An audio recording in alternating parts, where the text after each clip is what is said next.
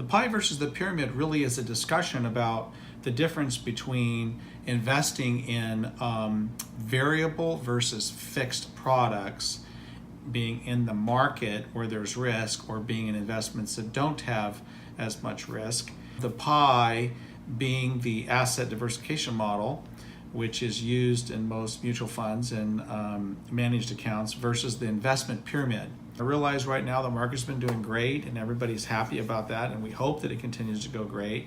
But if it's true that diversification protects people from the downside, why did during those two last cycles did so many Americans lose so much money?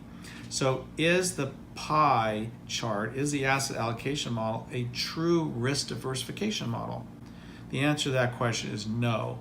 If so many people were diversified in this idea of a mutual fund being a diversified investment, a blend of different market types of products and sectors, then why between 2000 and 2008 did 80% of Americans lose 20% or 50% or more of their portfolio value?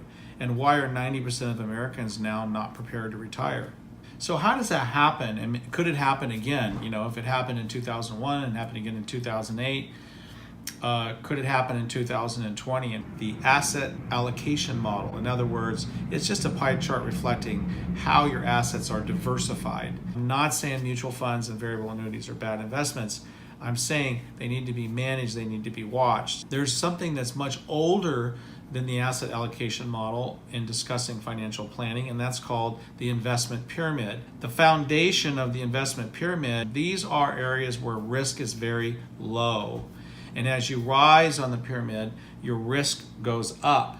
And this is the concept behind the investment pyramid, that you can hedge your overall performance by risking a small amount of your assets and expecting to get a much larger return on them, versus having an average return by risking a large portion of your portfolio, which is kind of like how mutual funds can be if they're not carefully managed. Most pie charts only cover a portion of the pyramid.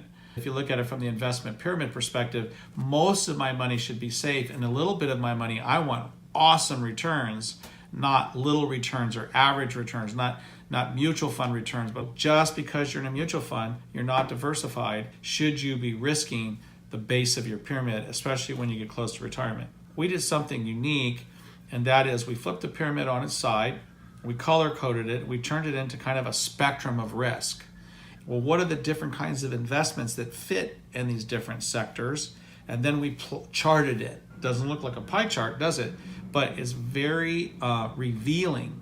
It's especially revealing if we put a bell curve on it. What's a bell curve? Well, you being an employee of a public school or a teacher, you know what a bell curve is.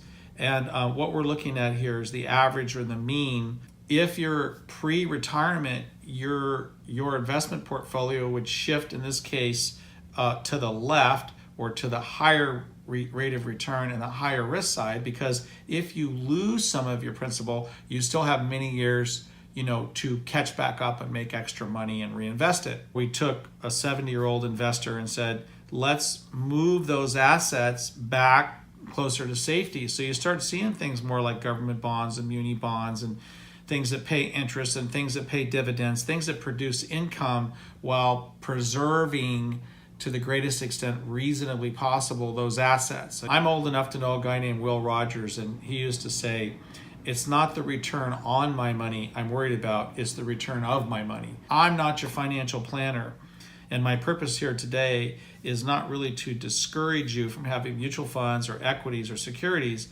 It's a question of quantity. And depending on your age and where you are in retirement, should you have a lot, a little, what percentage of your portfolio should you have there relative to risk? It's very simple to find out to get a spectrograph done.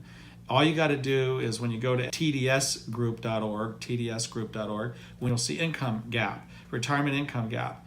When we calculate your retirement income gap, we can also take a look at your asset allocations, and we can create a financial health spectrograph at the same time and give you the idea of where the risk is in your portfolio relative to your age and how close you are to retirement.